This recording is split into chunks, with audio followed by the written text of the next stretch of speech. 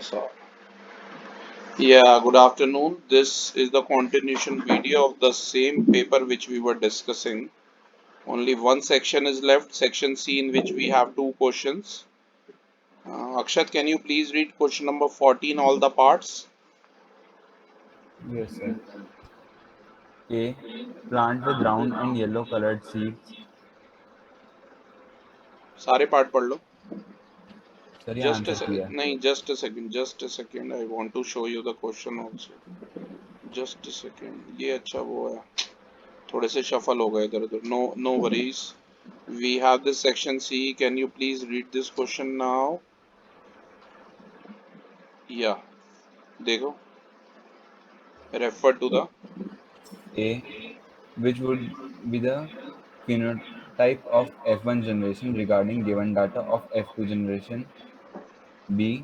Which would be the genotype of parental generation regarding given result of F2 generation? What are gametes? How many type of gametes can reproduce by capital Y, बेटा small r? बेटा ये पहला question है, 4 marker है, you know that. एक इसमें हमें table given है, टेबल को स्टडी करके ही आंसर देने हैं. अगर आपको याद हो, इसका 9:3:3:1 आता था, राइट, जहां तक मुझे ध्यान आ रहा है. टेबल दिया है, प्लांट्स हैं with round and yellow coloured seeds, ऐसे 315 हैं, जिन्हें मिस्टर मैंडल ने क्रॉस ब्रीडिंग के टाइम पे स्टडी किया होगा डेटा को. जो राउंड और ग्रीन कलर्ड हैं वो 108 है. जो रिंकल्ड और येलो कलर्ड सीड्स हैं वो 101 है. और जो plants with wrinkled and green coloured seeds हैं वो 32 है. कह रहा है इसमें से फिनोटाइप बताना है F1 जनरेशन का, इस डेटा के अकॉर्डेंस में बताना है, राइट. तो डेटा आपके पास है, आपको पता है जो राउंड और येलो कलर्ड सीड्स हैं वही हमारे मेन फिनोटाइप में आएंगे, ठीक है ना. राउंड और येलो आ रहे हैं, ठीक है, रिजल्ट उनका ज्यादा है, क्योंकि जिसका ज्यादा है मेजोरिटी बतानी है. राउंड और येलो के सबसे ज्यादा थे, 315 आ रहे हैं. बी पार्ट कह रहा है what would be the genotype of parental generation regarding given result of F2 generation. Genotype हमें पेरेंटल जनरेशन का बताना है F2 जनरेशन के कंपैरेटिवली. तो अगर आपको ध्यान हो, वो capital Y Sir, 1:2:1. Capital Y capital Y capital R आ रहा है, और स्मॉल आर आ रहा है, राइट. ये ध्यान रखना. इसका बेटा फाइनल वो आंसर 9:3:3:1 आता था, अगर याद हो तो, ठीक है, जापानीज टेबल के सर वो बाद वो. फिनोटाइप होता था, जीनोटाइप पूछ रहे हैं ना इधर. हाँ हाँ, वो तो यही आ जाएगा जो बोल रहे हो आप. नेक्स्ट है, गैमेट्स क्या होते हैं आपको पता ही है. सेक्स सेल्स को गैमेट्स भी कहा जाता है. और कह रहे हैं कितने टाइप के गैमेट्स कैपिटल वाई और स्मॉल आर प्रोड्यूस करेगा, राइट. तो गैमेट सेक्स सेल्स होते हैं और वो एक ही प्रोड्यूस करेगा, ये ध्यान रखना, ठीक है. ओके, एकांश, क्या आप इसका और पार्ट रीड कर सकते हैं? Calculate the percentage. Calculate the percentage of small y capital R gamete produced by capital Y capital R parent. बच्चे इसके लिए आपको टेबल बनाना पड़ेगा. आई होप आप सभी को आता है वो टेबल बनाने, राइट. तो अगर आप टेबल बनाएंगे तो आप देखेंगे 50% plants with wrinkled and yellow coloured seeds होंगे, और 50% जो है वो रिंकल्ड और ग्रीन कलर्ड सीड्स होंगे. तो वो टेबल आपको लकीर में गिवन है, आप बना सकते हैं खुद भी. Last question of this, then we will discuss few more doubts from another paper and then you can go. Okay, तो ध्यान दीजिए एक बार. Mokshika, can you please read this question. अब देखो मैग्नेटिज्म के कितने डिफरेंट क्वेश्चन है इस पेपर में. ऐसा कुछ भी तुम्हें एनसीईआरटी में नहीं मिलेगा, पर उसके बेसिस पे तुम आंसर दे सकते हो. Yes मोक्षिका. Yes, sir. Anshu described the magnetic field of a magnet by drawing the magnetic field line. When he placed a small not magnetic pole in the magnetic field created by the magnet and it experienced the force, when the north pole was free, it moved under the influence of magnetic field. The path faced by a not magnetic pole free to move under the influence of a magnetic field is called magnetic field line. Now answer the following questions on the basis of his observation. A. What do the magnetic field lines determine? B. Anshu further placed a strong bar magnet vertically above a horizontal wooden board. What would be the position of the magnetic lines of force? C. Draw magnetic field lines of a bar magnet. बेटा एक case study है, पहले आपको magnetic field line के बारे में बता दूं कि magnetic field lines are the lines around a bar magnet where its north pole would move. बहुत सारा इसके हमने बेसिक में आपको पढ़ाया था, अगर आप एक अनस्पन थ्रेड, बगैर उलझे हुए थ्रेड के साथ एक बार मैग्नेट भी बांध दोगे तो वो थोड़ी देर मूव करेगी और फिर नॉर्थ साउथ डायरेक्शन में आके फिक्स हो जाएगी अर्थ के मैग्नेटिज्म की वजह से। वही सब इन्होंने बता रखा है कि भाई आउटसाइड द मैग्नेट ये नॉर्थ टू साउथ जाती है और इनसाइड साउथ टू नॉर्थ जाती है। ये सारा डेटा आपको पता ही है। अब पहला क्वेश्चन पूछा है कि मैग्नेटिक फील्ड लाइन क्या डिटरमाइन करती है, ठीक है। तो आप सभी को पता है कि स्ट्रेंथ जो है मैग्नेटिज्म की वो मैग्नेटिक फील्ड लाइन के द्वारा ही डिटरमाइन होती है। देखिए आंसर में भी लिखा है direction as well as the relative strength of the magnetic field determine करती है, ठीक है। इसका दूसरा पार्ट देखिए, अंशु ने एक स्ट्रॉन्ग सी बार मैग्नेट जो है वो वर्टिकली हॉरिजॉन्टल वुडन बोर्ड के ऊपर रख दी। तो कह रहा है what would be the position of the magnetic lines of force. देखिए अगर एक स्ट्रॉन्ग सी बार मैग्नेट, जैसा कि आप फिगर में सामने देख सकते हैं, तो वो सारे प्लेन पर आ जाएगी अराउंड द मैग्नेट, मैग्नेट के चारों ओर। फिगर में भी सॉल्यूशन में देख सकते हैं आप, राइट। अगर एक और स्ट्रॉन्ग बार मैग्नेट रख दोगे तो फिर कह रहा है मैग्नेटिक फील्ड लाइन ड्रॉ कीजिए। आई होप सभी को आता है मैग्नेटिक फील्ड लाइन ड्रॉ करने।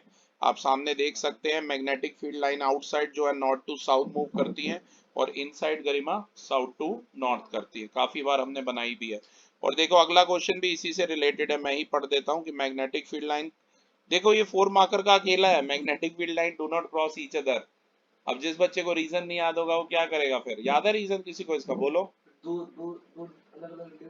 डायरेक्शन हो जाएंगी। Very good summer. तो समर के 4 मार्क्स देखो पक्के हो गए कि अगर मैग्नेटिक फील्ड लाइन क्रॉस करेंगी तो पॉइंट ऑफ इंटरसेक्शन पे 2 डायरेक्शन पॉसिबल होंगी, which is not possible, right. यहां भी देखो इन्होंने क्या आंसर लिखा है, if two field lines crossed each other it would mean that at the point of intersection the compass needle would point in 2 direction at the same time। ऐसा possible नहीं है। आप देख भी सकते हैं, मैं आपको थोड़ा सा समझा देता हूँ। ये वाला क्वेश्चन 4 मार्कर का आया हुआ है कि अगर ऐसे क्रॉस कर जाएंगी तो इंटरसेक्ट हो रही है इस बीच वाले पॉइंट पे। तो अगर ऐसा होगा, यहाँ पर कंपास नीडल रखूंगा और कंपास नीडल हमेशा नॉर्थ साउथ डायरेक्शन ही शो करती है। अगर यहाँ पे रखूंगा तो 2 डायरेक्शन आएंगी, ऐसा पॉसिबल नहीं है। अब देखिए अगर ऐसा आ गया, अगर आपने रीजनिंग अच्छे से पढ़ी है ढंग से, तभी आप आंसर दे पाएंगे। एक और पेपर है पर इसमें सारे क्वेश्चन हम नहीं डिस्कस कर रहे, कुछ ही बोले हैं बच्चों ने। बोलो बेटा कौन सा करूं? एकांश, ये पेपर मैंने आप सभी को So ग्रुप question में number भेजा 2. है। ये पेपर आप सभी को मैंने ग्रुप में भेजा है। जैसे क्वेश्चन नंबर 2 एकांश आप रीड कर दीजिए, ये सामने The स्क्रीन diagram पढ़िए The पढ़िए। diagram below show a part of periodic table A, which elements would react together to form covalent compounds. B, between the two elements W and Z, which will have bigger atomic radius, and Y. अब देखो इसको ध्यान से देखो, जो मेरे साथ बच्चे पूरा साल पढ़े उन्हें पता होगा, उन्हें पीरियोडिक टेबल के मैंने हिंट्स वगैरह सब कुछ बताए हैं याद करना। तो आप इस फिगर को ध्यान से देखिए और आपको मुझे एक्स वाई नहीं डब्ल्यू वाई और जेड की वैल्यू बतानी है। और कह रहा है मतलब ये भी बताना है, मतलब थोड़ा मैं एडिशनल भी कर रहा हूँ। मैं बता दूं बेटा, ये वाला ग्रुप नंबर 1 है, 2 है, ये एल्कली मेटल है, ये 2 वाले एल्कलाइन अर्थ मेटल है। और पीरियड नंबर गिन लो, ये 1 2 ये 3 ये 4th पीरियड है डब्ल्यू जो है, ठीक है। बियर मैंगी कर, तो ये तो है कैल्शियम डब्ल्यू, कहीं नोट कर लो भाई, ये कैल्शियम है, नोट करो, डब्ल्यू इज कैल्शियम। और ये जेड जो है ग्रुप नंबर 17 क्लोरीन का पहला मेंबर है, हेलोजन ग्रुप का। 16 वाले को चक क्लोरीन बोगन्स कहते हैं। या पहले मेंबर के नाम पे भी फैमिली होती है, जैसे 16 में ऑक्सीजन फैमिली भी बोलते हैं, ओस्से टेपो।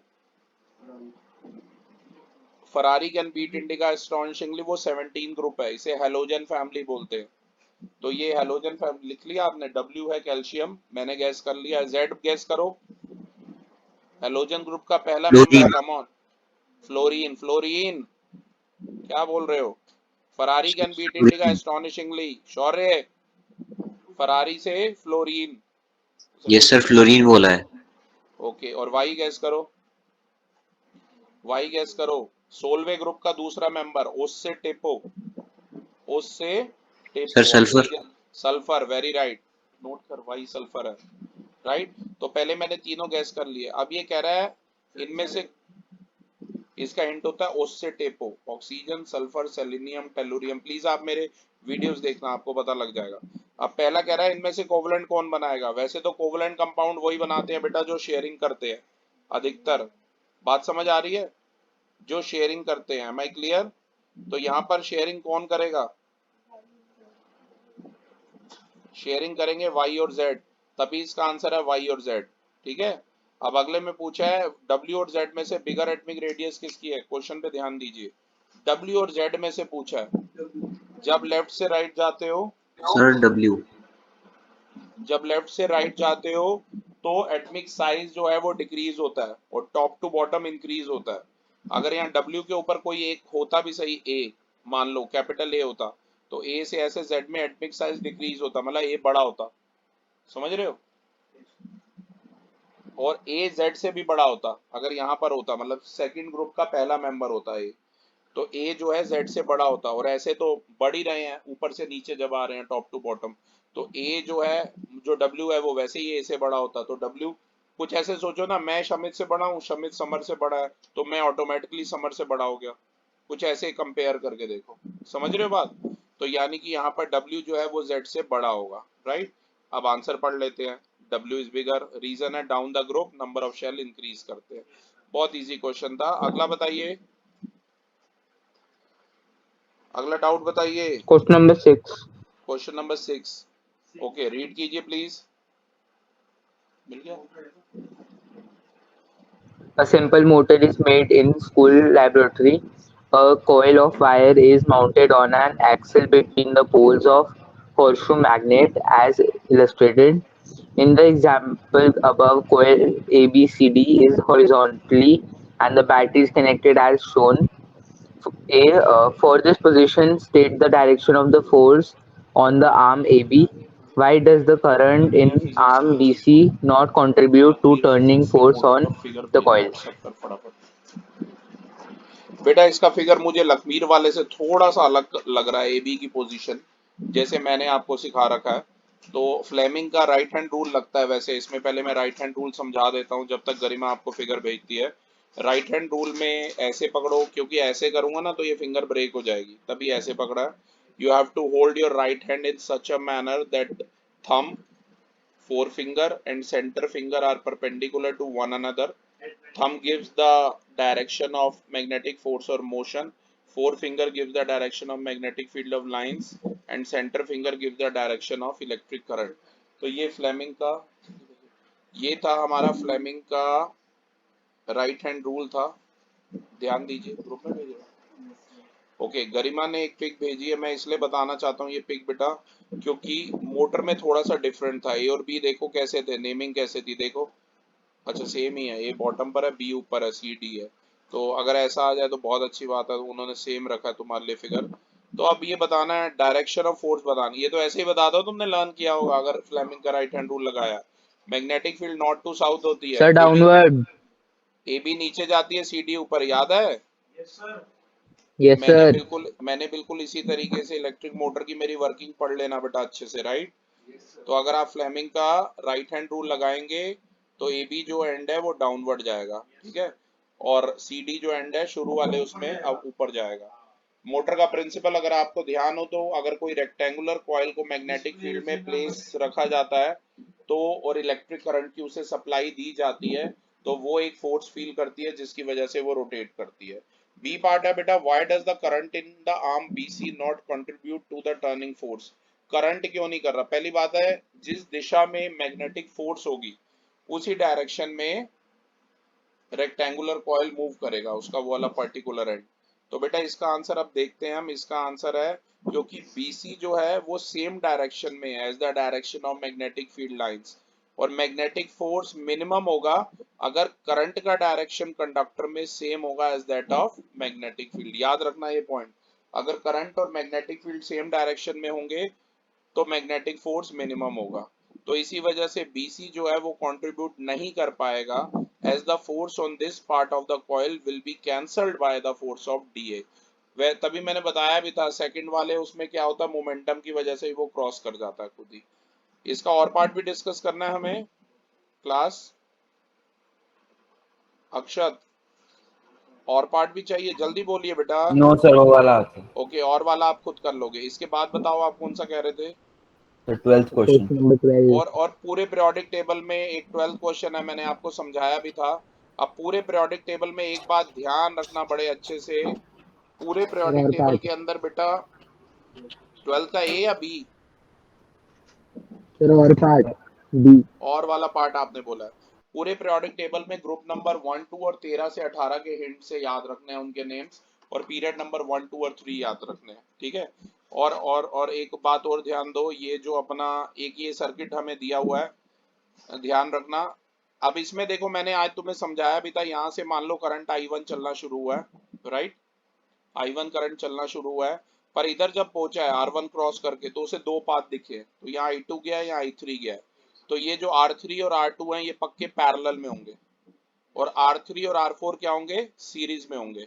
आप लोग खुद अपना लिख के कर सकते हो, ठीक है। और R1 फिर उन सबके आंसर के रिजल्टेंट में सीरीज में आएगा। मैं देखता हूं अगर इसका सॉल्यूशन है मेरे पास तो, जस्ट अ सेकेंड।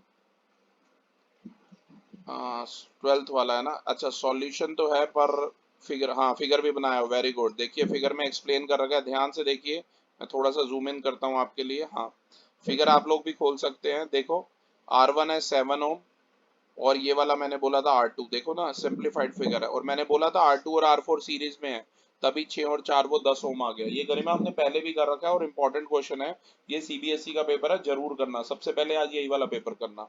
और रिटर्न में चाहिए मुझे पेपर तीनों, ऐसे नहीं हवा में हमने कर लिए, रिटर्न में एक एक आंसर देखूंगा, आई रिपीट। ये वाला कर दो चलो, मुझे एक सीबीएसई वाला आज होमवर्क में कर लेना, सबके सब ध्यान से सुन लो, रिटर्न में पेपर चाहिए, राइट, ये ध्यान रखना। Okay, अब sir. देखो R2 और R4 सीरीज में है, 6 + 4 ये 10 ओम आ गया ये सीरीज में, तभी ये देखो RS आ गया सॉल्व होके 10 ओम, राइट। और मैंने बताया था यहाँ से करंट डिवाइड हुआ है, तो ये वाला R2 और ये वाला RS ये बच गया। अब इसका फर्दर सिंप्लीफाइड फिगर देखो, R1 अपनी जगह पर रहेगा, पर ये वाले दोनों जो हैं R2 और RS ये किस में होंगे, पैरेलल में होंगे, पहले ही बता दिया था।